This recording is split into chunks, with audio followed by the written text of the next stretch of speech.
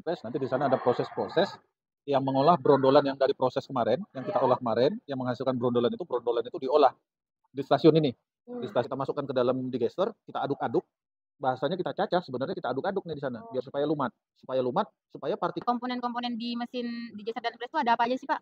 Wah, kalau mungkin Pak, setiap hari kan kita beroperasi ya kan Pak, pasti ada kerusakan dan lain-lain. Nah, jadi maintenance apa Pak yang setiap hari mungkin harus dicek dan dilakukan Pak? Assalamualaikum warahmatullahi wabarakatuh. Kembali lagi di channel Riset Sawit bersama saya Alfia Nur Habibah dan narasumber kita yaitu Bapak Haidar Rizky Siregar.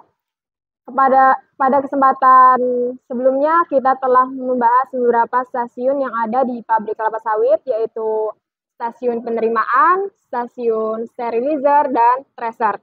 Dan pada kesempatan kali ini kita akan membahas tentang stasiun digester and press. Langsung saja kita bersama narasumber kita.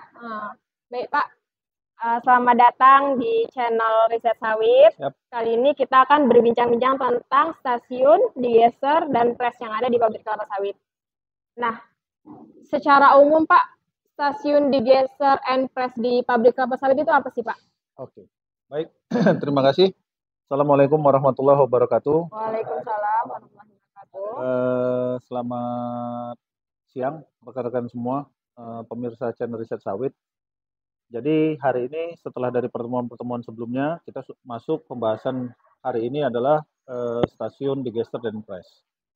Jadi sesuai dengan namanya digester dan press, nanti di sana ada proses-proses yang mengolah brondolan yang dari proses kemarin, yang kita olah kemarin, yang menghasilkan brondolan itu diolah di stasiun ini, di stasiun digester and press. Nah, nanti dari stasiun ini mulai dimunculkan produk yang dalam hal ini nanti ada 2 fase yang keluar. Kalau tadi masuknya brondolan, nanti keluarnya 2 fase. Satu dia fasenya padat, satu fasenya cair. Posisinya. Cair nanti diteruskan ke stasiun klarifikasi. Yang padat diteruskan ke stasiun nut and kernel. Nanti kita bahas selanjutnya. Nah, kita bahas dulu yang dari brondolan tadi. Brondolan yang kemarin dari rebusan, setelah dipisahkan di stasiun tracer, sekarang masuk ke dalam stasiun digester dan press. Yang pertama itu digester, kita bahas satu-satu. Sebelum masuk ke dalam digester dan press tadi ini bahasan utama pokoknya, sebelum masuk kedua mesin ini, ada mesin pendukungnya di depan. Di sana itu ada yang namanya fluid conveyor dan fluid elevator. Ini adalah 2 jenis conveyor yang peruntukannya adalah berbeda nih. Yang satu fungsinya adalah untuk mentransfer, memindahkan material. Yang satu posisinya untuk mengangkut material. Yang memindahkan nanti kita sebutnya conveyor, sebenarnya sama-sama conveyor ini. Yang satu bentuknya screw conveyor, yang satunya lagi bentuknya change conveyor. Satunya conveyor rantai dan satunya conveyor screw, conveyor ulir. Posisinya bedanya di sana. Screw conveyor memindahkan material, masuk ke dalam fluid elevator mengangkat material. Sampai di atas nanti didistribusikan. Kenapa didistribusikan Pak? Karena mesinnya nggak cukup satu. Apanya yang nggak cukup satu Pak? Mesin digester dan mesin press ini nggak cukup satu. Untuk mendapatkan kapasitas pabrik. Pak, berapa banyak Pak? Tergantung desain. Desain yang ada di pasaran itu, ada yang dia kapasitas mesinnya, itu ada yang 10 ton, ada yang 15 ton, bahkan terakhir itu ada yang 26 ton posisinya. Jadi berapa kapasitas pabriknya tergantung jumlah mesin. Contoh misalnya, pabrik kapasitas 30 ton per jam. Berarti harus ada mesin press yang besarnya 15 ton tadi, itu harus ada 2 unit minimal. Minimal judulnya. Jadi kalau beroperasi 2, dapat tercapailah kapasitas pabrik 30 ton per jam posisinya. Nah, ini mesinnya. Jadi berapapun jumlahnya, itu nanti untuk masukkan brondolan ke dalam masing-masing mesin, kita butuh distributing yang bisa mengumpankannya. Yang bisa mengumpankannya dia bentuknya conveyor. Masuk ke dalam digester. Nanti di dalam digester yang kejadiannya apa? Dalam digester nanti kita lumat. Yang tadi bentuknya brondolan, masuk ke dalam sini kita lumat. Fungsinya buat apa? Untuk memastikan nanti partikel-partikel minyak yang ada di pericup, di daging buahnya itu, maksudnya di serabut, kalau misalnya yang kita contohkan kemarin kelapa, di serabutnya itu ada partikel minyaknya di sana. partikel minyak itu kita mau ekstrak, mau kita keluarkan. Oke. Mau kita ekstrak semuanya. Caranya bagaimana? Kita lumatkan dulu posisinya. Kita lumatkan nih posisi. Sama seperti kalau saya contohkan itu analoginya seperti buah kelapa. Buah kelapa kalau kita mau mengeluarkan santannya harus kita parut dulu. Bisa nggak Pak kalau misalnya nggak diparut? Bisa, tapi lebih lama. Kalau diparut lebih cepat. Apalagi kalau ditambahin air panas. Gitu. Lebih cepat untuk merah santannya. Sama prosesnya, mirip-mirip. Analoginya sama. Jadi posisinya minyak, partikel minyak yang ada di brondolan itu, ya, kita masukkan ke dalam digester, kita aduk-aduk. Bahasanya kita cacah, sebenarnya kita aduk-aduk nih di sana, biar supaya lumat. Supaya partikelnya gampang keluar dari perikapnya tadi. Gampang keluar, setelah itu nanti yang kita aduk-aduk tadi ini homogen, kemudian nanti setelah homogen kita kirim ke press. Supaya apa? Diekstrak, dikeluarkan tadi. Diperas posisinya. Keluar. Setelah keluar, padatannya, ya, kan tadi masuknya brondolan, keluarnya 2 fase. Padatannya, ini nanti kita kirim ke stasiun nut and kernel. Hasil presan tadi itu berupa crude oil, ya, tapi yang posisinya masih mentah, crude oil mentahnya ini posisinya itu kita kirim ke stasiun klarifikasi. Oke Pak. Itu gambaran prosesnya. Oh. Tadi kan ada sebelum masuk ke mesin digester ada untuk pendistribusian ya Pak, tentang berapa mesin yang kita pasang untuk mencapai kapasitas kita. Ya. Nah untuk pendistribusiannya itu gimana Pak? Apakah kita masuk fullin dulu ke mesin satu itu, apa langsung pindah ke dua, atau ada ketentuan-ketentuan yang mempengaruhi untuk umpan masuk ke digester itu Pak? Jadi persyaratannya digester itu bisa beroperasi dengan optimal, persyaratannya adalah harus terisi minimal 3/4. Minimal 3/4. Jadi harus hampir penuh. Hampir penuh. Kalau bisa penuh, bagus posisinya.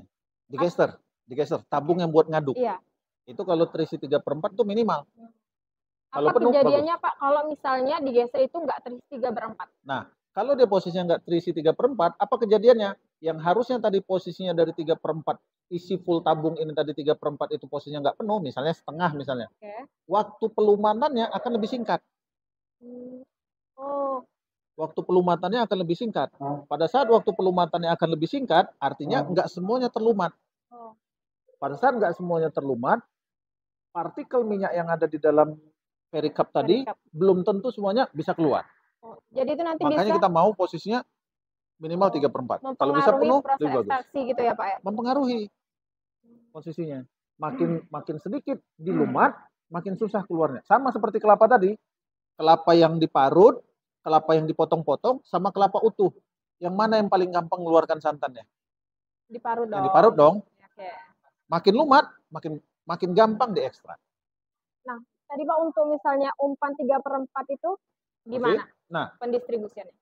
Umpan 3/4 itu tadi kita distribusikan menggunakan conveyor tadi. Conveyor. Misalnya ada susunan, kita anggaplah 30 ton tadi ada 2 unit. 2 unit yang beroperasi. Nah, jadi kan posisinya misalnya unitnya ada unit 1, unit 2.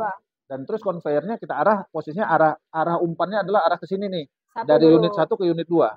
Jadi yang terisi itu adalah unit 1, kemudian unit 2. Nah, biar supaya ini nanti pada saat operasionalnya berjalan normal, optimal posisinya, untuk umpan di unit 1, itu umpannya nggak kita buka penuh. Kita buka berapa tuh Pak kira-kira? Kita buka 3/4. 3/4 dari lubang buka mesinnya. 3/4. Jadi tutup 1/4. Itulah kira-kira. Nah, kalau untuk yang unit 2, ini kita buka penuh. Fungsinya apa? Biar supaya nanti brondolan yang tadi arahnya dari arah digester 1 ke arah digester 2, nggak semua brondolan masuk ke digester 1. Sebagian terkirim ke digester 2. Biar supaya apa? Sama-sama nanti beroperasi. Fungsinya di sana. Pak, kalau nanti di sini penuh Pak, gimana? Nah, nanti kita pasang satu alat lagi, namanya conveyor juga, conveyor recycling. Jadi kalau dia umpannya berlebih, nanti kita putar lagi, umpan lagi. Kita kembalikan lagi ke fruit elevator, dibawa lagi. Itu nanti siklusnya, posisinya melingkar. Seperti itu. Jadi misalnya umpan itu berlebih, dia jatuh ke fruit elevator. Nanti dari fruit elevator diangkat lagi, kemudian didistribusikan lagi. Nanti terus menerus sampai selesai proses. Berarti Pak tadi lebih efisien kalau misalnya mesin digester itu terisi penuh. Terisi penuh. Kalau dia terisi penuh, sudah dipastikan pelumatan yang terjadi di dalam digesternya optimal. Pada saat pelumatan digeser optimal, ekstraksi minyaknya nanti dipres optimal. Pada saat ekstraksi minyak optimal dipres, oil extraction rate, rendemen, itu akan bisa kita dapatkan dengan optimal.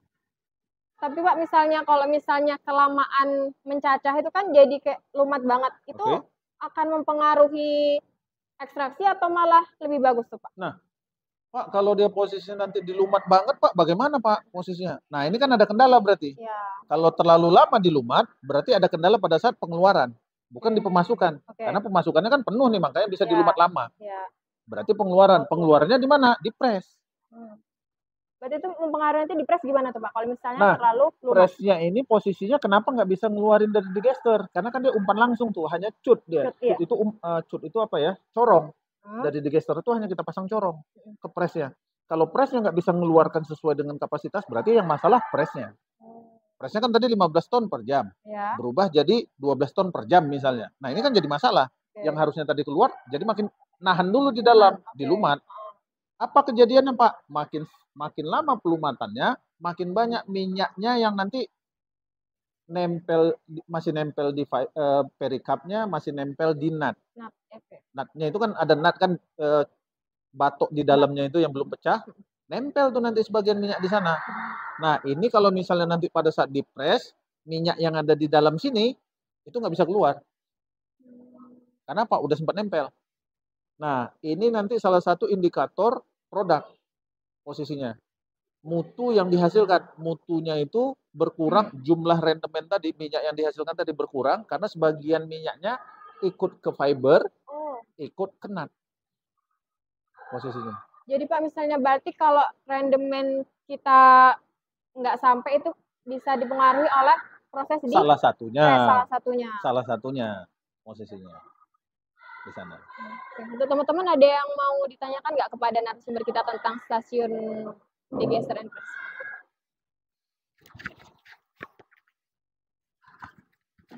Izin bertanya Pak, jadi komponen-komponen di mesin digester dan press itu ada apa aja sih Pak? Wah, kalau komponen banyak. Ini biasanya bahasan kita ini 2 semester ini. Banyak. Banyak itu maksudnya apa? Dari digesternya sendiri, itu nanti di sana pasti kan ada shaft tuh. Shaft buat mutarnya. Kemudian nanti harus ada pisau pencacahnya. Ya. Dia nanti ini kita sebutnya arm. Arm. Ya, lengannya. Lengannya ada yang long, ada yang short. Nanti kita pasang. Apa fungsinya kita pasang panjang dan pendek, Pak? Biar supaya pengadukan di dalamnya itu ada arahnya. Supaya apa diarahkan? Supaya nanti posisinya benar-benar bisa, berondolan itu benar-benar bisa lepas dari nut. Perikap itu, daging buahnya itu bisa lepas dari nut. Fungsinya. Makin lepas dari nut, makin banyak minyak yang bisa kita ekstra. Posisinya. Arm, lengan. Setelah itu apalagi? Nanti ada tabung digesternya. Setelah tabung digesternya ada nanti namanya bottom plate. Bottom plate ini adalah pelat penahan di sebelah bawah. Nah, kalau yang pelat penahan di sebelah bawah ini posisinya itu nanti karena terlalu sering kita nanti aduk-aduk, sebagian minyak itu turun ke bawah. Pada saat sebagian minyak turun ke bawah, posisinya ini minyak harus kita keluarkan. Karena kalau nggak kita keluarkan, yang tadi saya bilang, minyaknya nanti nempel di sebagian nut sama sebagian fiber posisinya. Nah, harus kita keluarkan. Kita keluarkan ini, nanti kita dari bottom plate ini kita pasang, dia bottom plate-nya itu berpori-pori. Ya, kita buka palepnya nanti keluar. Kita masukkan ke dalam oil gutter, tempat pengumpulan minyak mentahnya posisinya. Nah, kemudian ada cut. Sebelum masuk ke cutnya, jadi nanti tabung ini kita pasang baffle, ada baffle plate nanti di sana. Ada pelat penahan. Jadi kalau kita aduk-aduk, biar supaya adukannya ini bagus, harus ada penahannya. Seperti kita kalau misalnya ngaduk, bikin teh deh. Bikin teh, kita masukin gula, kita aduk. Biar supaya gulanya teraduknya cepat, habis kita aduk, kita balik arah adukan. Nah, penahannya itu baffle plate kita sebutnya. Posisinya di sana. Baffle plate-nya itu supaya apa? Adukannya bisa jadi homogen. Setelah itu kita masukkan cut. Cutnya ini posisinya masuk ke dalam press.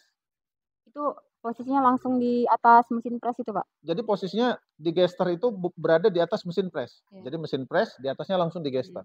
Sehingga dia hanya corong saja kita masukkan. Ya, corong masuk ke dalam pressnya, nanti di dalam mesin pressnya itu yang kita press tadi. Ya, kita peras posisinya dengan menggunakan screw, double worm screw press kita sebutnya. Tuh. Nah, double worm screw press, kemudian nanti double worm screw itu kita pasang sarangnya, press cage namanya. Kita pasang sarang. Sarangnya ini kita buat berpori-pori, berlubang-lubang. Supaya apa? Pada saat dipres, minyaknya bisa keluar dari lubang-lubangnya. Posisi itu. Bisa keluar dari lubang-lubangnya sehingga nanti padatannya keluar dari sebelah depan. Itu beberapa peralatannya. Baik, terima Masih kasih banyak Pak. lagi. Begini Pak, apa aja sih Pak faktor yang mempengaruhi dari efisiensi atau keberhasilan dari operasional stasiun digester and press? Oke. Kalau ditanya apa saja, ya banyak posisinya. Yang pasti yang pertama performa mesin, posisi. Nah, mundur ke belakang, pengumpanan. Mundur ke belakang lagi, penanganan pada saat perebusan. Mundur ke belakang lagi, buah yang dikirim dari kebun. Ini posisinya. Ya. 4 ini mempengaruhi performance, mempengaruhi kapasitas, mempengaruhi hasil yang didapat. Kalau buah yang dikirim dari kebun mentah, ngerebusnya juga nggak benar, misahkannya juga ini nanti masalah, masuk ke dalam press ya masalah. Jadi sebenarnya kuncinya adalah di rebusan nih, untuk operasional di pabrik. TBS itu tanggung jawab penuh oleh kebun. Operasional di pabrik kuncinya di sterilizer. Bagus ngerebusnya, bagus ke belakang. Nggak bagus ngerebusnya, nggak bagus ke belakang. Posisinya. Berarti kuncinya dari sterilizer itu pertama tadi ya Pak? Jadi di sterilizer ini karena buah mentah dari kebun, buah matang dari kebun itu harus matang pada saat keluar dari sterilizer. Makanya penanganannya harus di sterilizer. Jadi dikirim buah mentah, keluar dari sterilizer harus matang. Dikirim buah matang, keluar dari sterilizer harus matang. Penanganan pertama itu di sterilizer. Setelah itu baru stasiun selanjutnya. Jadi kalau ditanya apa saja faktornya Pak, itu tadi mesinnya, sebelum-sebelumnya. Sebelumnya itu apa aja? Mulai dari umpan, tracer di umpannya sedikit sama di umpannya banyak, itu akan mempengaruhi digester tadi. Yang terisi 3/4, terisi penuh sama enggak terisi. Nah gitu posisinya. Terus yang di sini sterilizer. Rebusan matang sama rebusan enggak matang itu ngefek ke sini. Kemudian TBS-nya. TBS mentah, TBS matang, atau TBS-nya variasinya banyak. Nah itu bikin masalah. Jadi itu faktornya. Baik, terima kasih Pak. Pak, untuk digester dan press itu kira-kira ada standar operasionalnya nggak sih Pak? Kayak berapa lama waktunya biar bagus hasilnya itu? Kira-kira ada berapa lama itu Pak? Oke, untuk standar operasional, semua mesin pasti ada standar operasionalnya posisinya. Standar operasional dan terus lifetime, masa pakai itu ada. Kalau di digester dan press itu lebih prioritasnya adalah di press, di mesin pressnya. Dan lebih prioritas lagi adalah di screw press dan press cage. Jadi screw press itu operasional normal itu kondisi yang ada di pasaran sekarang itu adalah 1000 jam. Jadi 1000 jam screw press dipakai harus diganti. 1000 jam harus ganti, 1000 jam harus ganti. Press cage-nya, sarangnya tadi yang berpori tadi yang untuk mengeluarkan minyaknya itu 2000 jam. Posisinya. Jadi 2 kali ganti screw, 1 kali ganti press cage. Posisinya di situ. Gambarannya seperti itu. Itu kondisi yang ada di pasaran sekarang. Maksudnya screw press yang dikeluarkan, yang dijual di pasar. Gitu. Dipakainya begitu. Ada nggak kondisi-kondisi tertentu nanti yang posisinya ini jadi, Pak belum 1000 jam udah diganti Pak? Ada. Contohnya apa? Kalau misalnya screw press-nya pada saat dioperasikan bermasalah. Masalahnya gimana? Umpannya terlalu banyak atau ada benda yang terikut ke dalam press. Sehingga posisinya nggak bisa dipres. Screw press-nya patah misalnya. Karena apa? Bebannya kelebihan. Misalnya kemasukan batu misalnya, atau kemasukan mur atau bekas las-lasan dari stasiun sebelumnya yang sedang perbaikan. Masuk ke besi misalnya. Kan ya kayak screw press itu kan posisinya seperti, saya gambarkannya seperti apa ya screw press? Dia beroperasi itu muter tapi dia seperti ngikat. Muter. Jadi kayak ngikat deh, muter, sama-sama muter nih, ngikat. Nah, kalau ada benda asing yang masuk ke sana, jepit. Jadi tergantung siapa yang kuat. Kalau benda asingnya lebih kuat, screw press-nya kalah. Kalau screw press-nya lebih kuat, benda asingnya kalah. Jadi posisinya di sana. Nah, kalau misalnya benda asingnya lebih kuat, ini screw press kalah, patah. Pada saat patah, harus bongkar. Harus dikeluarkan semua posisinya. Nah, sampai dengan sekarang sepanjang sepengalaman saya posisinya screw press ini kalau misalnya bongkar itu butuh waktu 1 hari.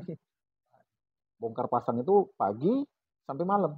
Jadi otomatis kayak sistem pabrik itu terhenti gitu, Pak? Berhenti. Makanya di pabrik itu kalau untuk yang mesin-mesin critical point kita sebutnya, itu diusahakan lebih dari 1 unit operasi. Jadi kalau misalnya tadi kita butuh kapasitas 30 ton, kita punya screw press 15 ton kapasitasnya, kita butuh 2. Tapi untuk operasionalnya kita butuh 3. Satunya standby. Supaya kalau nanti ada salah satunya rusak, yang satu bisa dioperasikan. Tetap harus mengejar kapasitas. Untuk cadangan berarti? Cadangan, standby cadangan. Nah, ini kondisinya kalau ditanya operasional. Jadi posisinya seperti apa? Yang tadi 1000 jam, 2000 jam. Lebih kepada pressnya, screw pressnya. Pak, digesternya Pak, ada jamnya Pak? Nggak ada. Pokoknya kalau digester itu long armnya aus, ganti. Baffle plate-nya lepas, ganti, pasang. Bottom plate-nya tersumbat Pak, harus dibersihkan.